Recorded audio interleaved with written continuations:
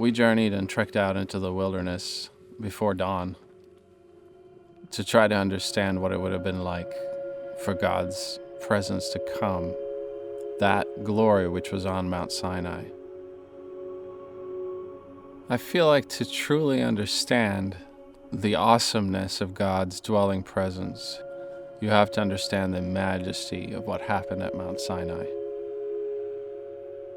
God reveals himself to an entire people, and it's changed the course of world history forever. The culmination of the Exodus story was not the giving of the Torah on Mount Sinai. The culmination was the outpouring of God's glory, his presence, his Shekhinah in Hebrew, on the tabernacle. It's like no other story known to man.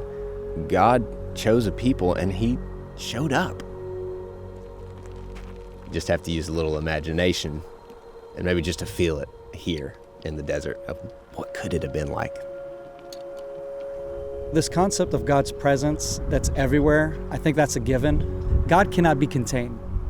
But at the same time, God gives Israel this command.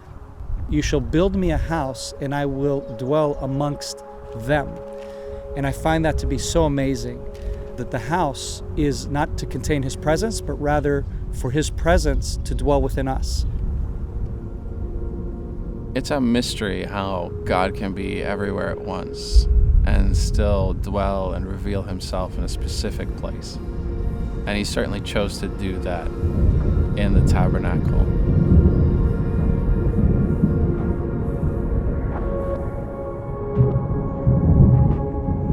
At the foot of Mount Sinai, the children of Israel constructed the tabernacle according to the precise instructions from God.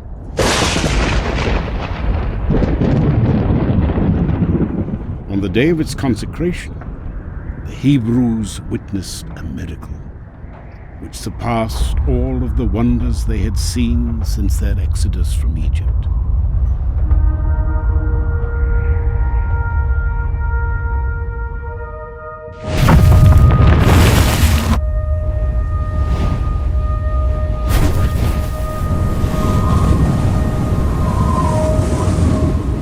That day in the desert, the glory of God came down from heaven, and for the first time since the Garden of Eden, dwelt amongst men.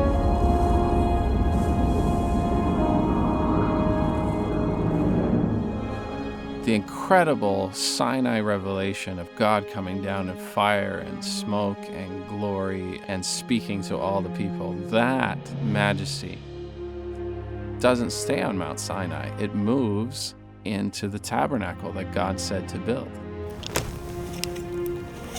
And Moses doesn't go back up the mountain again. There's over 12 different proposed locations for Mount Sinai. The Jewish people haven't really retained a strong sense of where Mount Sinai is, or Christianity. Why is that? To answer that question on a spiritual level, I believe God did that on purpose to focus our attention towards the destination.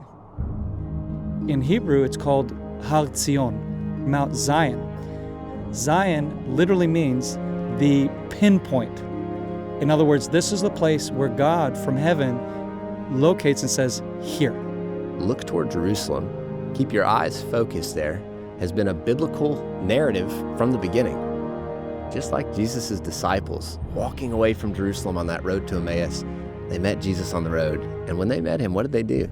They didn't keep going away from Jerusalem. They turned around and they faced back toward that city with an anticipation for the redemption. What happened at Mount Sinai is very significant, but what will happen in Jerusalem is what God desires his people to focus towards.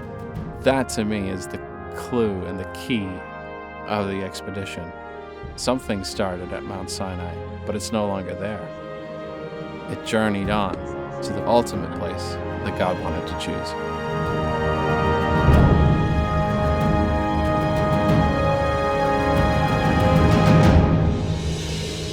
Begin your adventure at IamIsraelFilm.com.